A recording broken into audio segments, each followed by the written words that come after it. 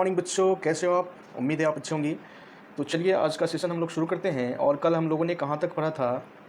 I think हम लोगों ने एडजेक्टिव पढ़ लिया था। तो ठीक है, आज हम लोग पढ़ेंगे वर्ब। क्या पढ़ेंगे? वर्ब। तो सबसे पहले वर्ब क्या है इसको हम लोग जान जाते हैं। तो सिंपल वर्ड्स में अगर कहें तो एक्शन वर्ड्स को ही वर्ब कहा जाता है, यानी जिस वर्ड से आपको पता चलता है कि कुछ हो रहा है ना, तो उसी एक्शन वर्ड्स को हम लोग वर्ब कहते हैं।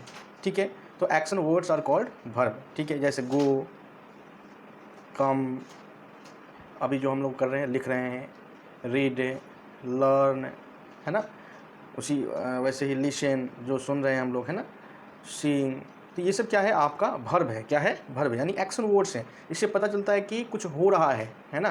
तो चलिए इसको प्रॉपर डेफिनेशन में हम लोग डाल देते हैं कि डेफिनेशन इसका प्रॉपर क्या होगा। ठीक है, तो चलिए वीडियो के लास्ट तक जरूर बने रहना, नहीं तो बाद में पछताओगे कि ऐसा इतना अच्छा वीडियो छूट गया, कंसेप्ट क्लियर आपका नहीं हो पाएगा। इसलिए धैर्य के साथ बने रहो वीडियो के लास्ट तक। ठीक है ना। चलिए, एडजेक्टिव कल कंप्लीट था। वर्ब का आपको मैंने बता दिया इंट्रोडक्शन कि वर्ब है क्या। अब इसको प्रॉपर वे में अगर लिखें तो लिख सकते हैं a word which is used to express an action, state और पोजीशन। ठीक है, इज कॉल्ड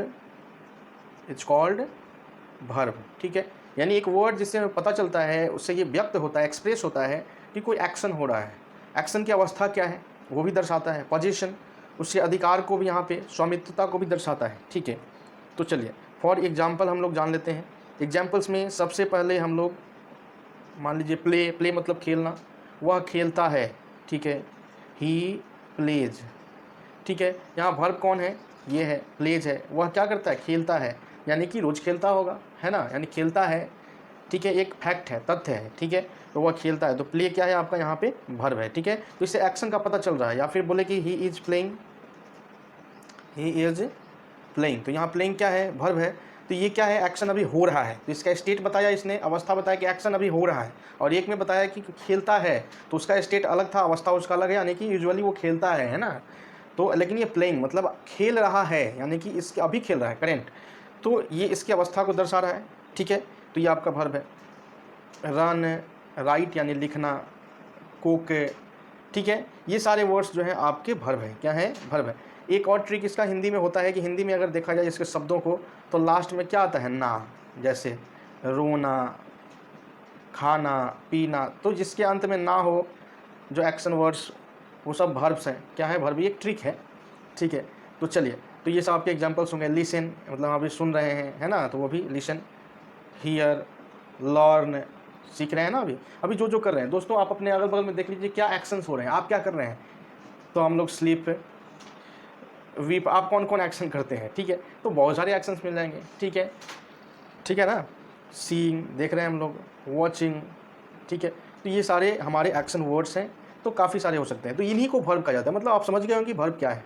समझ गए? चलिए आगे बढ़ते हैं। दोस्तों वीडियो काफ़ी लंबा हो जाता है, इसलिए वीडियो को शॉर्ट करने के लिए थोड़ा हम लोग जल्दी करते हैं। ठीक है, ज़्यादा कहीं प्रॉब्लम होगा तो कमेंट बॉक्स में लिख के आप बताइएगा अवश्य। ठीक है, तो चलिए नेक्स्ट क्या है? एडवर्ब। क्या है? एडवर्ब, यानी इसी में अगर हम लोग जोड़ दें AD, तो एडवर्ब। ठीक है ना, एडवर्ब। ठीक है, अब ये देखिए, इसको हम लोग बोलते हैं क्रिया विशेषण। क्या बोलते हैं? क्रिया विशेषण। एडवर्ब को क्या बोलते हैं बच्चों? क्रिया विशेषण। ठीक है, अब ये क्या है? तो देखिए सिंपल सी बात है, अगर सिंपल वर्ड्स में इसको कहा जाए तो बोला जा सकता है कि ए word which qualifies an adjective, यानी एडजेक्टिव की विशेषता को और बढ़ा देता है। एडजेक्टिव की, है ना। ए वर्ब की विशेषता को भी बढ़ाता है। एन एडवर्ब, और एडवर्ब की विशेषता को भी और बढ़ा देता है। वैसे वर्ड्स को हम लोग एडवर्ब की कैटेगरी में रखेंगे। ठीक है, चलिए अब एक एग्जाम्पल हम लोग पहले देख लेते हैं, फिर आगे बढ़ेंगे। जैसे मान लीजिए कि फास्ट। ठीक है, फास्ट ये आपका एडवर्ब। ठीक है ना, ये एडवर्ब। अब इसी में एक और एडवर्ब लग गया, वेरी। तो वेरी फास्ट, तो वेरी फास्ट क्या हो गया आपका? इस एडवर्ब को मॉडिफाई कर दिया इसने, इस एडवर्ब को इसने मॉडिफाई कर दिया। ठीक है, इसको मॉडरेट कर दिया। मतलब फास्ट तो वेरी फास्ट, तेज़ तो बहुत तेज़, है ना। तो यही आपका एडवर्ब है। ठीक है, वैसे ही वर्ब का अगर बोलता है तो आगे हम लोग देखते हैं। पहले डेफिनेशन इसको लिख लेते हैं, तो फिर हम लोग आगे बढ़ जाएंगे इधर उधर की बातों में। ऑलराइट, तो एडवर्ब यानी कि ए वर्ड, इसका डेफिनेशन क्या लिखेंगे, ए word which qualifies an adjective, a verb and an another adverb is called adverb. ठीक है, इज कॉल्ड एडवर्ब। तो एडवर्ब यही होता है कि जो किसी एडजेक्टिव को क्वालिफाइज करता है, उसकी वर्ब को क्वालिफाइज करता है, या किसी अनदर एडवर्ब के साथ लगकर उसकी विशेषता को भी और बढ़ा देता है ना, बढ़िया से बहुत बढ़िया, है ना। फॉर एग्जाम्पल, चलिए look at here, like examples आपको मैंने अभी बता रखा था कि रन, जैसे कि सेंटेंस हम लोग लेते हैं, ही रन्स, ठीक है ना, और इसी में हमने लगा दिया फास्ट, तो ही रन्स फास्ट है, यानी यहाँ क्या है, वर्ब है, और ये क्या है, एडवर्ब है। तो ये एडवर्ब किसको मॉडिफाई कर रहा है, किसको, तो रन्स को, दौड़ता है, वह दौड़ता है, अगर ही रन्स होता तो वह दौड़ता है, और कैसा दौड़ता है, तो तेज़ दौड़ता है, कैसा दौड़ता है, तेज़, तो मॉडिफाई किया, यानी कि एडवर्ब को भी क्वालिफाई कर रहा है। वैसे ही इसी सेंटेंस में हम लोग आगे आ जाएं, तो he runs very fast, he runs very fast, तो यहाँ fast you know adverb, clear. Very जो है दिस इज ऑल्सो एडवर्ब, ये भी एडवर्ब है। तो एक एडवर्ब लग कर दूसरे एडवर्ब के साथ उसकी विशेषता को और बढ़ा दिया कि वह दौड़ता है तेज़, इसमें था कि वह तेज़ दौड़ता है, वह बहुत तेज़ दौड़ता है, वेरी फास्ट, क्लियर है, ऑल राइट। वैसे ही कोई अगर सेंटेंस ले लेते हैं कि he is very fat, fat is an adjective, clear, fat is an adjective, fat adjective है, तो यहाँ वेरी जो है ये आपका एडवर्ब है। अब ये वेरी फैट के साथ लग गया, यानी एडजेक्टिव के साथ लग गया, तो उसको मॉडरेट कर दिया उसने, ठीक है, उसको उसने मॉडरेट कर दिया, उसकी विशेषता को और बढ़ा दिया। विशेषता भले ये उसका विशेषता हर तरह के हैं, यानी कि आपका अच्छा भी बुरा भी सभी विशेषता के कैटेगरी में ही रहेंगे, है ना। तो ये वह बहुत मोटा है। उसी तरीके से कोई कहते हैं ही इज़ वेरी इंटेलिजेंट, है ना, तो इंटेलिजेंट के साथ वेरी लग गया, तो क्या किया उसने, उसको मॉडिफाई कर दिया ना। तो उम्मीद है आपको समझ में आ गया होगा। अब इसके कुछ एग्जांपल्स वर्ड्स में हम लोग लिख लेते हैं, लाइक वेरी तो आपका हो ही गया, उसी प्रकार से फास्ट भी है, क्विकली, है ना, हार्डली, स्लोली, एल वाई वाले जितने हैं, ठीक है, उसी तरीके से काइंडली, एटसेट्रा कर देते हैं। अब आप समझ गए हो कि एडवर्ब क्या है, क्लियर है, आई थिंक आपका क्लियर हो गया होगा कि एडवर्ब क्या है, क्रिया विशेषण क्या है। चलिए next we will move to preposition. Next preposition, preposition, चलिए प्रीपोजिशन क्या है पहले देख लेते हैं स्पेलिंग। प्रीपोजिशन, PREPOSITION, प्रीपोजिशन, इसका हिंदी होता है संबंध बोधक अव्यय, संबंध बोधक अव्यय, प्रीपोजिशन यानी संबंध बोधक अव्यय।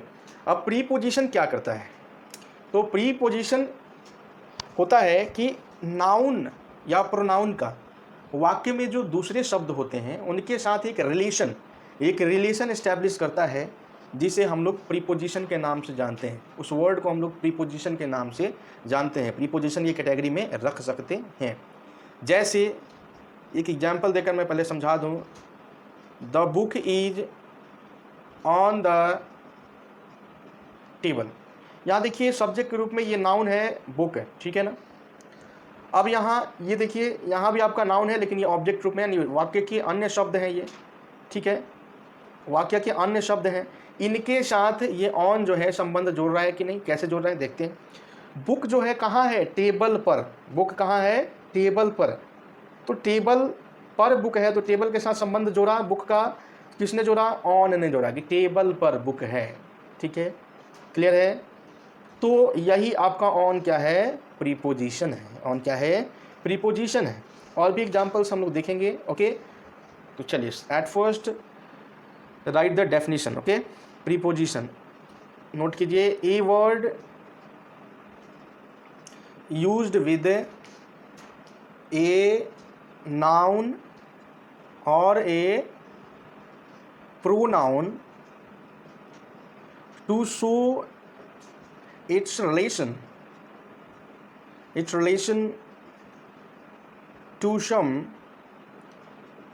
other words in the sentence that is called preposition, that is called preposition. Clear है?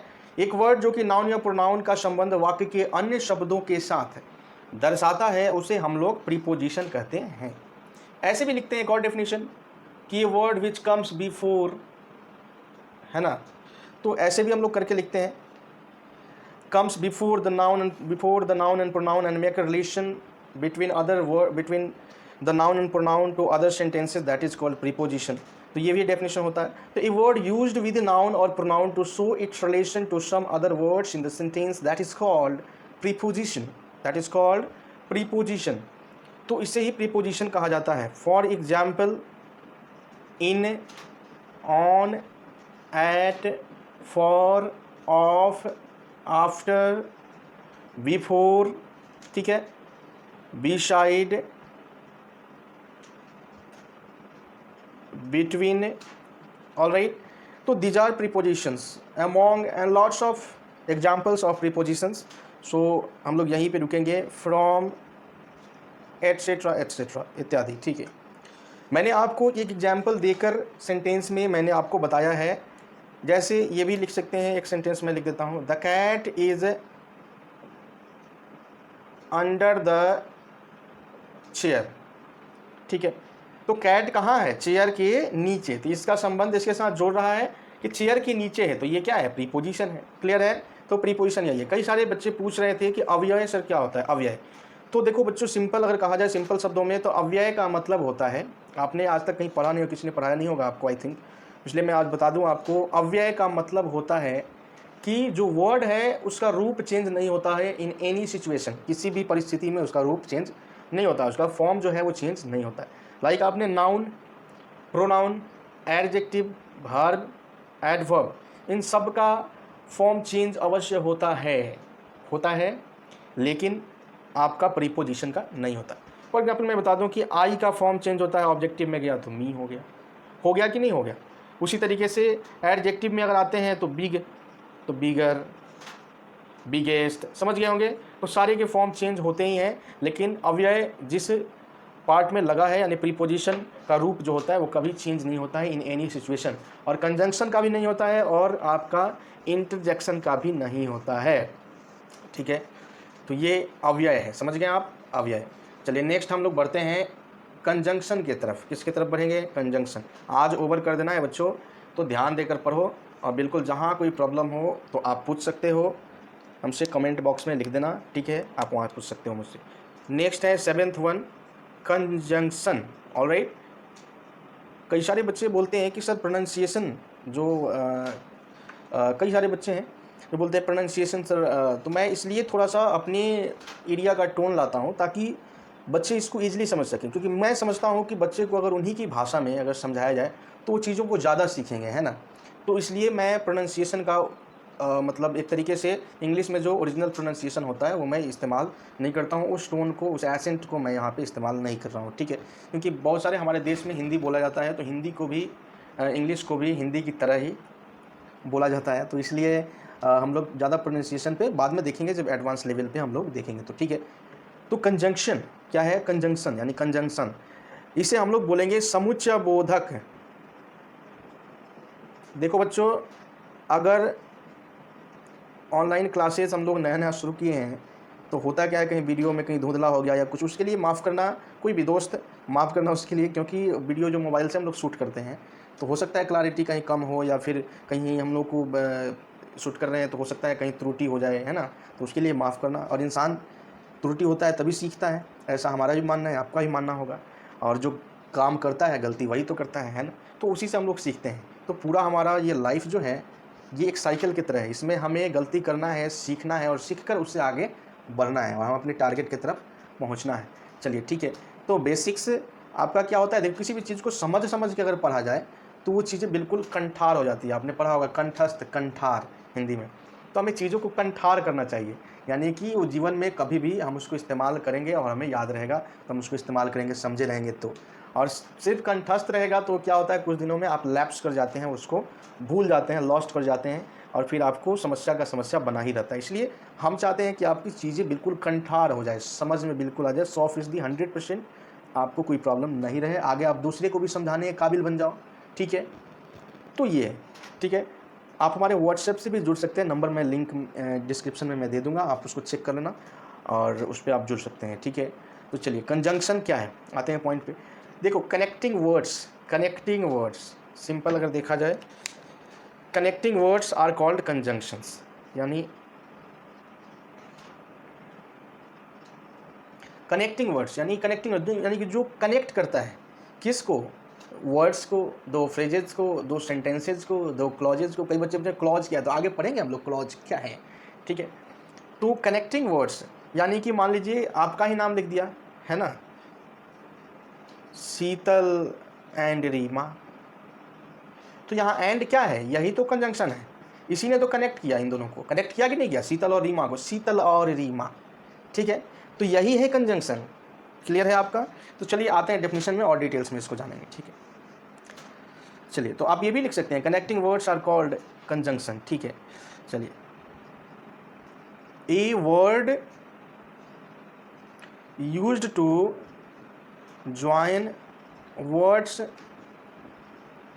फ्रेजेस, क्लॉजेस और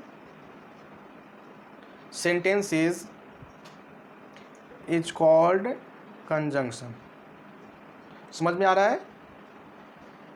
चलिए, for example you can see and, but, because. मुझे पता है आप सोच रहे होंगे कि एंड और बट ये आपने बिल्कुल रट्टा मार वो पढ़ा है आपने। चलिए, तो और भी लिख लेते हैं, देयरफॉर, एटसेट्रा हम लोग कर देते हैं। ठीक है, तो ये सब आपके क्या है, कंजंक्शन है। ठीक है, जैसे मान लीजिए कोई सेंटेंस को जोड़ना है, she is very poor but she is honest, या ऐसा भी कर सकते हैं, she is very poor but honest. तो she is very poor but she is honest, यहाँ पे दो सेंटेंसेस को इसने ज्वाइन किया, क्या किया इसने, यही ना है प्रीपोजिशन। तो इसने, ये आपका सेंटेंस है सी इज ऑनेस्ट एक sentence, she is very poor ये आपका एक सेंटेंस है, तो दो सेंटेंसेज को इसने बट ने ज्वाइन किया, और बट क्या है, प्रीपोजिशन है। तो इसी प्रकार से बिकॉज का ही प्रयोग करते होंगे। तो सेंटेंस को आप, इसका उपयोगिता भी मैं आगे यूजेज मैं समझाऊंगा जब आगे क्लासेज होंगे स्पेसिफिक। तो देखियो कंजंक्शन का प्रयोग इसलिए ज़्यादातर होता है क्योंकि वाक्यों की सुंदरता को बढ़ाने के लिए, द ब्यूटी ऑफ सेंटेंस को इंक्रीज करने के लिए इसका इस्तेमाल होता है कंजंक्शन का। कंजंक्शन के इस्तेमाल से ही पता चलता है कि बंदे में कितना नॉलेज है इंग्लिश का, सेंटेंस को किस प्रकार से ज्वाइन करके एक बढ़िया वे में। ठीक है, तो वो आर्ट ऑफ राइटिंग में भी आता है इसका यूज। ठीक है, आगे हम लोग पढ़ेंगे इसका। चलिए, तो नेक्स्ट हम लोग बढ़ते हैं, उम्मीद है आपको समझ में आ गया होगा कंजंक्शन, कोई प्रॉब्लम है तो आप पूछिएगा। नेक्स्ट है आपका इंटरजेक्शन। क्या है इंटरजेक्शन, देख लेते हैं इंटरजेक्शन क्या है। इंटरजेक्शन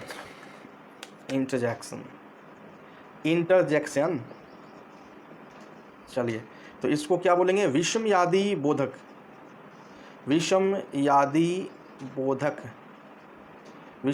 बोधक अव्यय। और ये जो कंजंक्शन का मैंने आपको शायद नहीं बताया हिंदी क्या, समुच्चय बोधक अव्यय उसका होता है। ठीक है, लिख लेना इंटरजेक्शन। बच्चों देखो, जो भी दोस्त भी अगर जुड़े हों कोई बात नहीं, इंटरजेक्शन मतलब विषमयादी बोधक अव्यय। ठीक है, अव्यय तो मैंने आपको पढ़ा दिया है। ठीक है, तो इंटरजेक्शन क्या है, तो देखो इंटरजेक्शन जो होता है एक एक्सप्रेशन होता है, इमोशनल एक्सप्रेशन, एक फीलिंग जो आदमी के मन में, किसी के भी मन में होता है, जिसको एक्सप्रेस करता है ना, उस एक्सप्रेस जिस वर्ड में उसको करता है, उस वर्ड को ही हम लोग इंटरजेक्शन की कैटेगरी में रखते हैं, है ना। जैसे कोई बहुत खुशी की बात होती है, जब बच्चे क्रिकेट तो आप खेलते ही होंगे, जीत कर आते हैं तो क्या बोलते हैं, hip hip hurrah, hip hip hurrah बोलते हैं। तो ये क्या है, आपका एक सडन फीलिंग है, अचानक से आपके अंदर खुशी आया और आपने एक वर्ड बोला, sorry, hurrah, hip hip hurrah. ठीक है, तो ये आपका सडन फीलिंग्स को, इमोशंस को जिस वर्ड से एक्सप्रेस करते हैं, वही आपका इंटरजेक्शन है। क्लियर? तो चलिए पहले इसका डेफिनेशन लिख लेते हैं। लिखिए, a word which is used to express sudden feelings और emotion, that is called interjection, that is called interjection. यानी एक वर्ड जो सडन फीलिंग को, इमोशन को एक्सप्रेस करता है, उसे हम लोग, अब ये सडन फीलिंग सिर्फ खुशी का ही नहीं हो सकता है, दुख का भी हो सकता है। जैसे कहीं चलते हुए आपको चोट लग गया अचानक से, ओह आह, तो ये क्या है? इंटरजेक्शन ही तो है ना? तो ये सब आपका इंटरजेक्शन है। क्या है? इंटरजेक्शन है। आप ब्रेवो, ठीक है। उसी तरीके से कहीं कोई दुर्घटना, कोई अचानक से आपने सुना कोई बहुत ही बैड न्यूज़, तो अलास, ठीक है। चलिए, हुर्रे मैंने आपको अभी बताया है, ठीक है। उसी प्रकार से आपका हेलो, ये सब क्या है? आपका एक एक्सप्रेशन है, ठीक है। हेलो, ये क्या है? हेलो का एग्जैक्टली मतलब नमस्ते थोड़ी होता है। हेलो एक वर्ड है, एक एक्सप्रेशन है, ठीक है। तो ये आपका इंटरजेक्शन है, ये इंटरजेक्शन की कैटेगरी में इसको हम लोग रखेंगे, ठीक है। तो उम्मीद है आपको समझ में आ गया होगा। आप